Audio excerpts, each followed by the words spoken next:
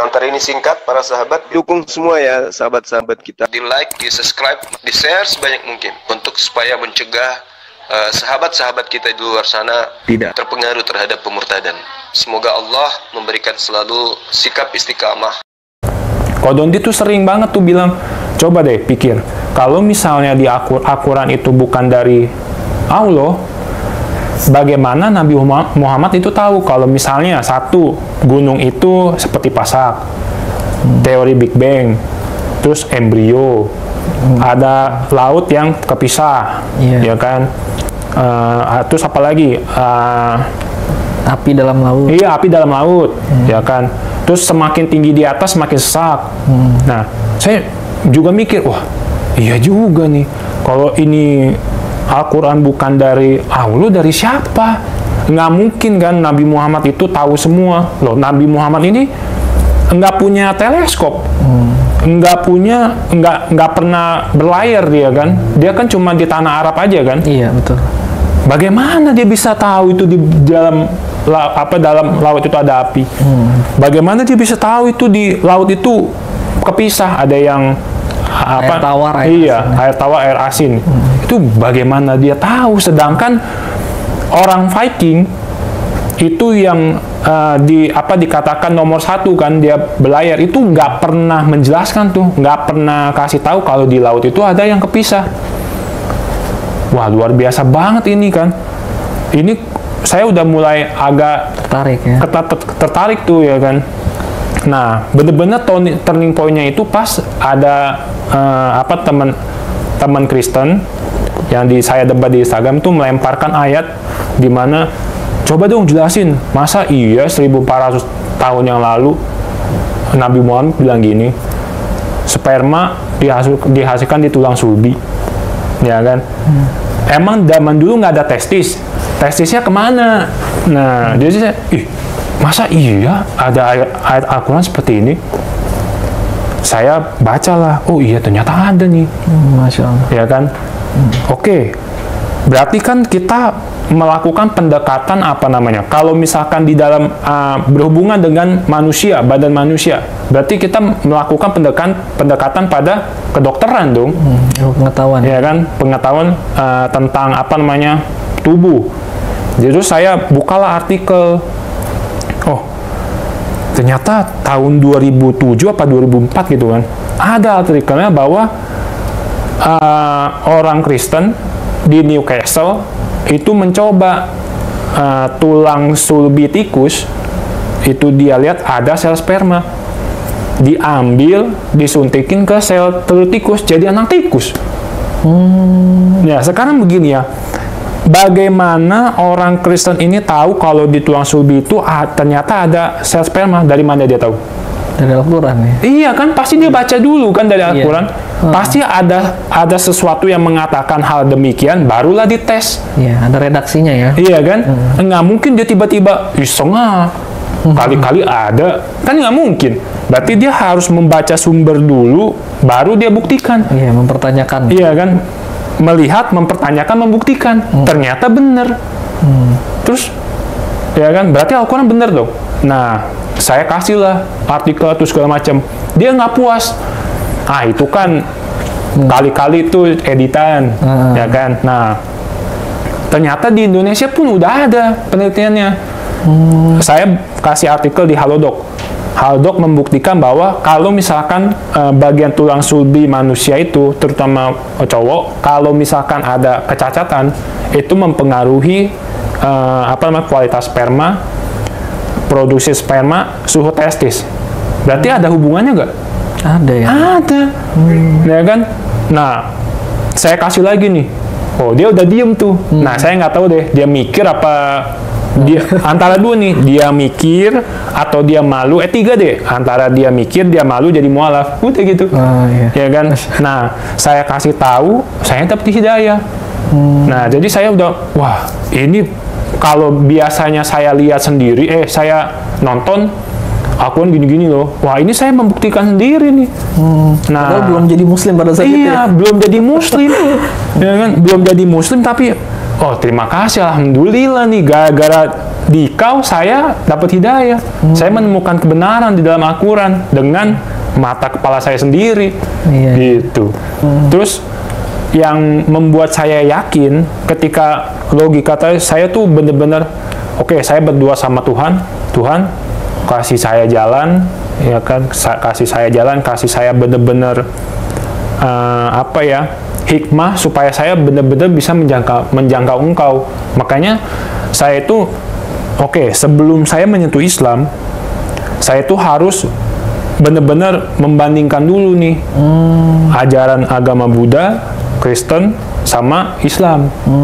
Jadi singkatnya begini, di agama Buddha itu kan memang logis, sudah logis kan. Nah, di Islam lebih logis lagi. Nah, kalau di Kristen masih tanda tanya tuh, ya kan? Nah, saya pakailah logisnya di Buddhis sama di Islam. Karena kan Kristen udah nggak mungkin tuh, ya kan? Karena udah bukan tauhid kan. Yeah. Saya membandingkan Buddha sama Islam. Nah, jadi metode yang saya pakai begini. Saya harus tahu dulu nih kitab mana yang sempurna. Karena kan pedoman orang beragama itu kan kitabnya. Kitab, ya betul. Ya kan? Saya membandingkannya seperti ini. Di Buddha itu kan ada 10 Pancasila Buddhis kan. Nah, nomor 1 nih, nomor 1-nya dilarang membunuh. Dilarang membunuh. Ya. Mau apapun dilarang membunuh. Berarti kalau mau makan pun nggak boleh membunuh hewan. Oh gitu. Ya kan, jadi dilarang membunuh. Makanya kalau di Buddha itu kan banyak yang vegan kan. Vegan, ya. Karena apa? Mereka sila 1 tidak boleh membunuh. Mau apapun tidak boleh membunuh. Ikan nggak boleh makan ikan. Sama nggak boleh, kan gitu. Membunuh juga. Iya sih. Ya kan. Nah, saya mulai memakai logi saya nih. Saya mikir gini. Ada satu negara, Greenland, tahu Greenland? Tahu. Nah, itu kan nggak bisa numbuh pohon, nggak bisa numbuh pohon, nggak bisa numbuh tanaman, buah pun nggak bisa. Jadi mereka itu cuma bisa makan ikan. Nah, saya pakai logi saya nih. Saya beranggapan kalau satu dunia ini adalah agama Buddha. Bisa nggak dijalanin? Nggak bisa ya? Nggak bisa. Kalau bangkai ikan tetap nggak boleh? Nggak boleh. Oh. Jadi saya mulai membayangkan, kalau misalkan semuanya agama Buddha dan semuanya itu orang yang taat, terus di Greenland makan apa? Nyari duitnya gimana? Saya cuma mikir gitu doang. Oh iya juga ya. Karena kan memang logis, tapi makanya menurut saya di agama Buddha itu logis tapi belum sempurna. Membunuhnya ini belum sangat dijelaskan gitu loh. Masih ambigu ya? Iya, masih ambigu.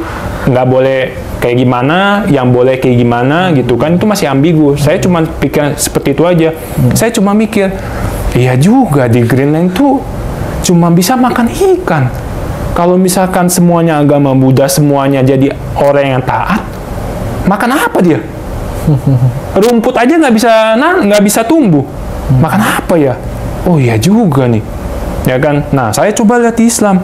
Oh, ternyata hewan boleh dimakan. Yang penting ada tata caranya kan, saat menyembelih segala macam kan ada tata caranya. Wah, ini nih lebih logis Islam nih. Kita yang nomor 1 nih udah clear nih, Islam menang nih menurut saya kan.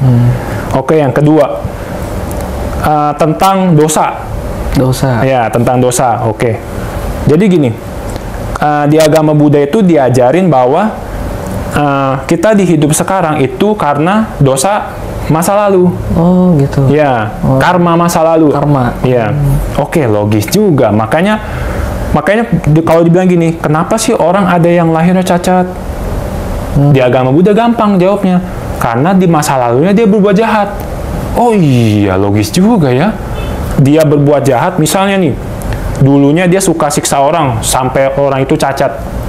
Makanya dia di dunia sekarang itu untuk membayar karma dia kemarin. Dia udah membuat orang cacat, makanya dia jadi cacat. Oh, maksudnya reinkarnasi? Iya, reinkarnasi, ya kan? Tapi membawa karma zaman dulu. Oh, gitu. Oh iya, masuk akal juga ya. Tapi saya coba pikir, nah, orang yang misal nih, yang otomatis kalau misalkan orang bisa menyiksa orang, berarti orang yang menyiksa itu dia punya kekuasaan kan? Entah dia punya harta atau punya kekuasaan, betul nggak? Nah, oke, kalau misalkan dia hidup membawa karma zaman dahulu, nah, sekarang gini, kalau misalkan kita flashback satu kali itu masuk akal, tapi coba kita loop, flashback lagi, kok jadi nggak masuk akal menurut saya? Jadi gini misalnya, oke, misal ada A, dia lahir karena dia cacat nih, oh iya, karma kemarin dia membunuh orang, bikin orang cacat. Oh iya. Berarti kan dia kaya nih, dia punya kekuasaan. Nah, saya tanya, berarti dia ini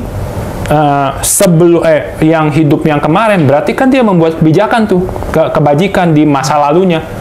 Ya kan? Makanya dia jadi kaya, punya kekuasaan. Iya. Ya kan? Nah, oke, berarti dia makanya bisa nyiksa orang, dia buat kebajikan dulunya. Oke. Saya tanya lagi, jadi mulai dari startnya itu kapan?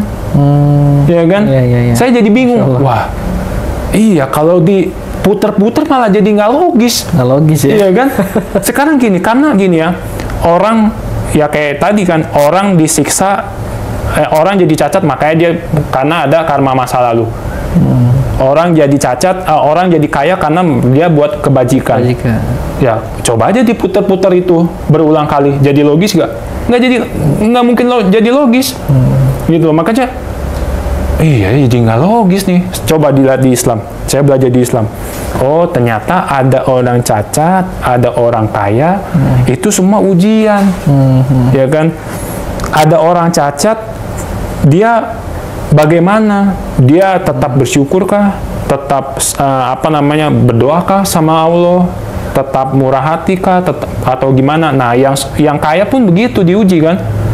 Dia sombong nggak sama orang? Dia mempergunakan hartanya nggak dengan baik? Nah, seperti itu. Oh iya ya. Jadi tadi timbul kebingungan ya di situ ya? Iya, ya kan? Oh, justru malah lebih logis di Islam. Kalau setelah saya pedalami gitu. Nah, makanya, oke, kayaknya, tapi dari situ tuh saya belum menumbuhkan rasa pengen syahadat tuh, belum. Belum ya? Belum. Nah, yang saya tiba-tiba tuh pengen syahadat, saya dengerin ini ya, debatnya Bang Zuma. Oh, Bang Zuma. Iya. Bang Zuma bilang gini, Allah mengatakan agama yang diridhoi Allah hanyalah Islam. Sedangkan saya percaya, wah, ini Al-Quran ini udah nggak mungkin salah nih. Karena dari sainsnya aja udah terbukti. Sains saja terbukti, apalagi yang lain. Gitu kan. Nah, yang terakhir tuh saya mempelajari juga. Ternyata, saya mempelajari dari Ahmad Didat ya. Dari Zakir Naik. Zakir Naik itu kan dia pernah berdebat sama agama Hindu, agama Buddha, agama Kristen, ya kan. Hampir semua agama tuh dia debat. Nah, saya tertarik saat dia mengatakan begini, ternyata di Tripitaka itu ayat berapa ya saya lupa, pokoknya ada kata-kata seperti ini. Sang Buddha berbicara kepada muridnya wanita namanya Ananda, bilang seperti ini, akan ada Maitreya baru. Oh, Maitreya. Ya, Maitreya baru. Jadi setelah saya cari-cari, oh, Maitreya ini adalah orang yang diurapi juga, sama seperti Nabi. Oh, semacam utusan gitu ya? Semacam utusan. Nah, Sang Buddha lagi bilang begini, jadi Maitreya baru ini akan membawa ajaran baru. Berarti jelas kan, ajaran baru. Loh, berarti dia bukan ajarin agama Buddha lagi nih. Kan dia bilang ajaran baru. Udah gitu dia bilang lagi, sedangkan saya punya murid puluhan. Maitreya ini akan membawa ribuan murid. Oh, gitu ya. Nah, saya membandingkan. Oh iya juga nih. Oke, kita coba membandingkan Yesus. Saya lihat, lah muridnya cuma 12. 12 doang, iya. Saya lihat Nabi Muhammad, buset, muridnya bukan ratusan lagi, bukan ribuan lagi, puluhan ribu. Berarti nubuat yang ada di Tripitaka lebih tepat ke siapa? Ayo, penonton aja deh yang nilai. Oh, iya.